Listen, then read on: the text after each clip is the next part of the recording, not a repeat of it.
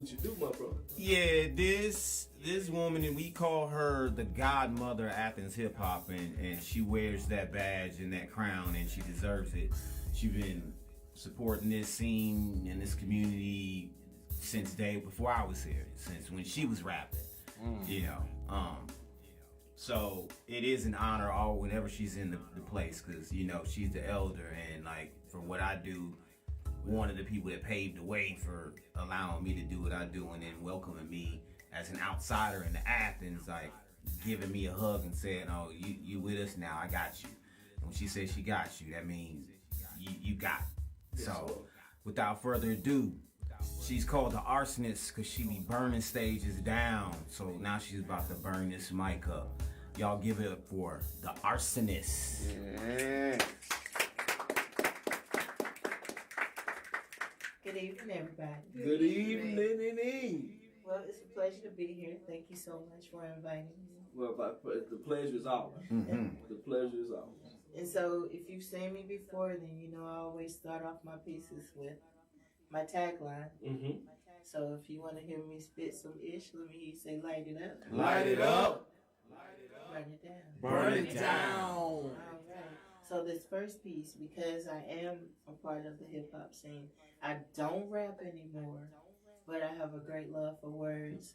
And since it started that, the first piece I have was a tribute to when we did the 50th anniversary to hip hop. Okay. See, some of you too young to know that my flow go way back, like when I was 145 all the way live, 5'5", not taking no jive. See, some of you too young to know my flow go way back, like rhythm and poetry with a beat gave birth to rap. From the bottom to the top grew the culture we call hip hop. Eternal, can't stop, won't stop, and the baddest beat ever made will always be Planet Rock. Since my youth, I've been spitting the truth, spitting and emitting lyrical vapors, mesmerizing, paralyzing, annihilating. My haters don't believe it? Better ask Andrew. Better yet, check the papers. And see, some of y'all don't know that my flow go way back, like when box braids was called plaits. Double Dutch the music, summertime with cousins. Back like before it was a diss track, it was called the Dozens. Back before don't believe the hype. When one of three like me, not stressing but blessing the mic. Standing there loud and proud before a marshmallow crowd. She's awesome. She's fabulous. She's freaking amazing. OMG, that black girl really did her thing. So crown me queen. Thanks to those who give props. Dub me godmommy of Athens hip hop. Telling you so you know my flow go way back like Roots.com ancestry. And my bloodline literally family shines with PO and my firstborn AD. Back like afros and shell toes and the big boom box blasting. Come alive, y'all, and give me what you got, cause it started way back in history. Some call me Angie, some call me B. Mama Angie, the elder. Some things you can't Google, so don't bother checking for me. 25 on the mic to play tribute to a 50-year legacy. Much respect and never forget, hip hop is the offspring of poetry. Now you know my flow, like my love for hip hop, would go on for years, and when the embers turn to ash and all the smoke clears, you already know the arsonist was here. Burn it down. Light it up. Oh my goodness. Yes, sir. I thought that was a good way to start off. Yeah, That's definitely a good way to start off. excellent. Yeah, definitely. So I'm pretty versatile, and you know I can write about pretty much anything. A lot of my inspiration comes from places of pain and longing, being broke, Right. bills, raising my children. So, you know, my inspiration can come from anywhere. Like you said, inspiration is everywhere. Everywhere. And this next piece is called She's Only 13. Okay. Caramel kissed skin and hair down her back.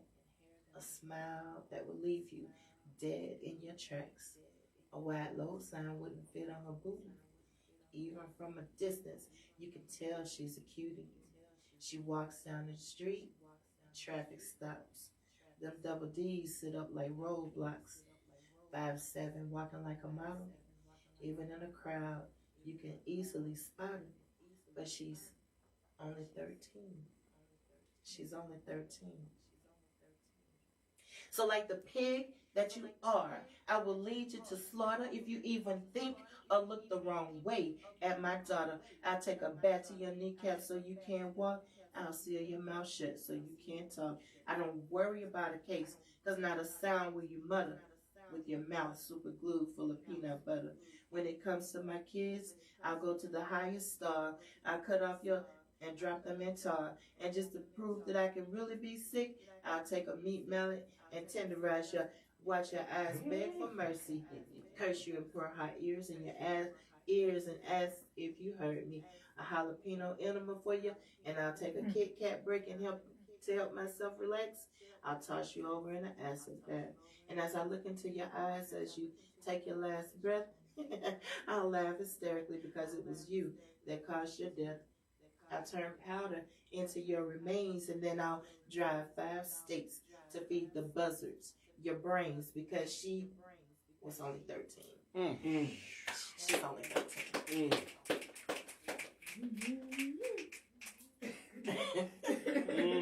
Hey, I'm not mad at it. I'm not mad at it. Some of that, I believe if some of that happened to some of them, it would stop some of this. All we gotta do is act on it. Yes, Many people are quiet. They know things are happening. Yes. They just Yes. turn their head. Yes. Yeah. But I believe if they allow people to take care the way they're supposed to, some of that'll stop. So true. So this next piece is, a lot of times we don't address men who are battered and abused. We Talk know about it. about women and we know about young girls, but this piece was inspired by 2 young men that I know that were in abusive relationships. And this one is called I'm Not Your Mama. Hey young man, I'm not your mama. But if I was, here's what I do. The same thing that I say to my daughters, I would also say to you. See, you're a young man, and there's no reason to exist in the hell you go through. I would say, son, sit down and let me give you some information.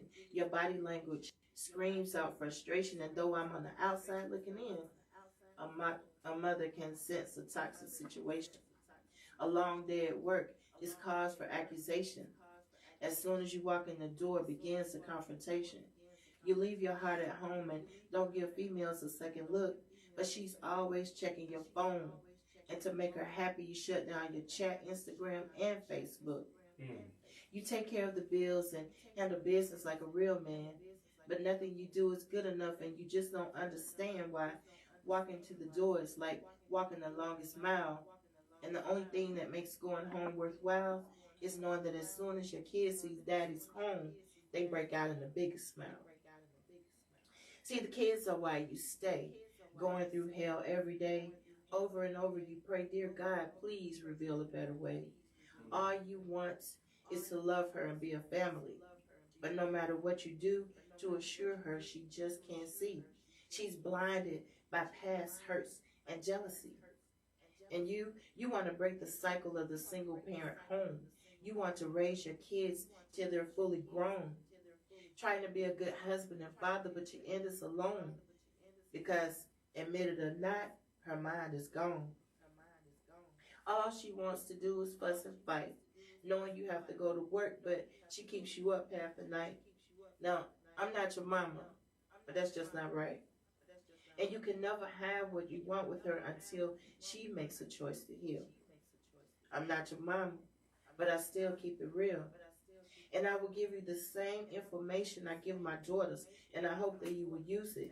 See, sometimes there are females who are abusive, and my advice is to get out before you hit back. Before the police get called, you go to jail, and your kids go to defects. Now, I'm not your mama, but I am a mama, telling you to think about your kids before you lose your temper, and then she'll be saying, look what daddy did. I'm not your mama, But if I was, I would say, son, leave this toxic situation. I understand your hesitation, but don't end up with supervised visitation or a lot of years on probation. But I'm not your mama. Shoot. And there's so many men out there that has been abused, that are being abused. And I would love to have that conversation in this barbershop because it is more prevalent than what we think it is. So I want to thank you for that piece because it needs to be talked about. But thank you, definitely thank you. Go ahead, Tony. Okay. Burn it down. Okay. So a while back, I had a young lady named Terry McCoy who worked in the youth detention field, and she had me come to speak with some young ladies who were being detained, and to reach out to young women who were struggling with some of the things that we talk about. We talk about abuse and being molested and, you know, just problems in the home, to try and give them some encouragement, you know, trying to channel what they might be going through and to find the words to help them. And this one is called Fearfully and Wonderfully Made. You are fearfully and wonderfully made, no matter what hair texture, size, or shade. From the deepest chocolate to the palest peach. May these words inspire you to reach, to soar, to fly, because you can accomplish anything. But first, you must try. Any tears shed would be of joy if you cry. Just keep walking. The Spirit will guide your steps, and it's okay to cry, because even Jesus wept. But faith and hope he kept, and you must do the same. Anything, everything you need, ask it in Jesus' name, and understand there will be challenges and times will be hard, but hold on to your faith and trust in God. He will never fail you or desert you. He will protect you from those who have hurt you. Whether you are battered, bruised, abused, misused, confused, mind stuck on snooze, ambition set on cruise, and afraid to win, so you choose to lose. You go along with anything because you feel powerless to refuse and can't find your way, even with all the clues. Patience is non-existent, so you have a short fuse, and when you were in pain and despair, others were amused, but God's love can transfuse, diffuse, heal, reveal, make you strong and still, and put power in a voice that was once a squeal. Make you so happy, you'll want to turn a cartwheel and enlighten you so that you may recognize a misdeal. And all of this is possible because God's love is real. And now is the time for restoration. Kneel only to God. Do not bow to frustration and disregard the circumstance, ethnicity, or financial background, because you are the only weight that can hold you down. And ignore comments of condemnation from those full of righteous indignation, and live up only to your own expectation. Progress and success will be your manifestation, and with eyes wide open, watch for the confirmation.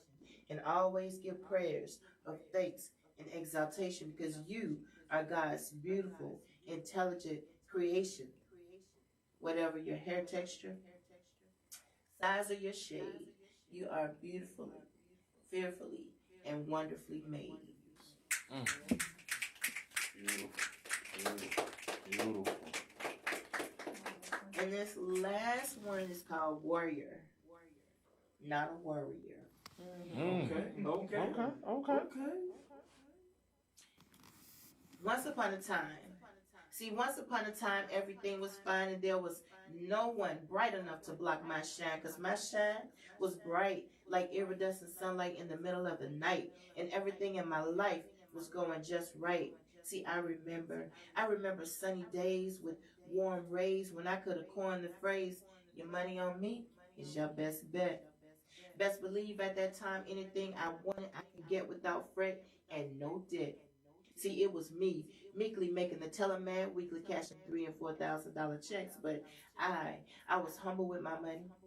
I never treated people funny, and I never felt the need to brag or broadcast with shoes and bags I had in class. Never showed my because my mama taught me better. When I had the ability to give an opportunity to hear me when I speak, I was killing it. You could have called me beasting like bread made with yeast. We rose together. See, I wore compassion on my sleeve, helping anyone who say they had a need, but the once needy became greedy, and now my heart grieves, for there are none to fill my need. Sometimes the weight is heavy and a simple breath threatens to implode my chest, and looking at a plate too full I dare not ingest. Have you ever felt dragonflies on pogo sticks? Stomach playing tricks, and it's about to do some mess, and it's scary, but necessary, and so glad it's temporary. A temporary pity party made me briefly blind to reality. See, the reality is that all things have a season, and every season a reason. And now, sometimes now is the season for rain, when it's raining torrential, and every small problem becomes monumental. But every day I open my eyes, there's a positive potential. See, a pity party made me temporarily forget, and I deeply regret that I gave too much worry about what comes next, that I didn't give my father his due respect. See, my Bible taught me better.